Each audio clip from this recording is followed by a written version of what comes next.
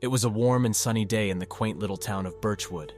The sound of birds chirping filled the air, and the streets were alive with the hustle and bustle of people going about their daily business. Yet there was an eerie feeling that something was not quite right. A sense of unease hung in the air like a thick fog. There was a cabin situated on the outskirts of town, deep in the heart of Maplewood Forest. It was the home of a mysterious man named Harold. No one knew much about him, except that his reclusive nature made him an outsider in the tight-knit community. Rumors had been whispered for years about strange sounds emanating from his cabin at night, and the occasional disappearance of pets and livestock from the neighboring farms. One day, a young girl named Lily vanished without a trace. She had been playing in her backyard when she suddenly disappeared. Her parents searched high and low for her, but there was no sign of her anywhere.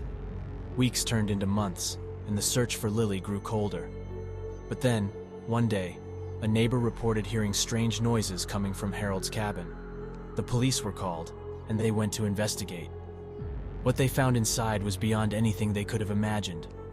There were chains and torture devices hanging from the walls, and a set of stairs leading down to a basement where they found Lily, chained to a wall and barely alive. Harold had been kidnapping children for years, torturing and killing them in his twisted basement. Lily was just the latest victim. The town was in shock. How could something so horrific have been happening right under their noses? They had all been oblivious to the dark and twisted secret that lurked in their midst. Harold was arrested and sentenced to life in prison, but the damage had been done. The peaceful town of Birchwood would never be the same again, and the memory of what had happened would haunt the families of the victims forever.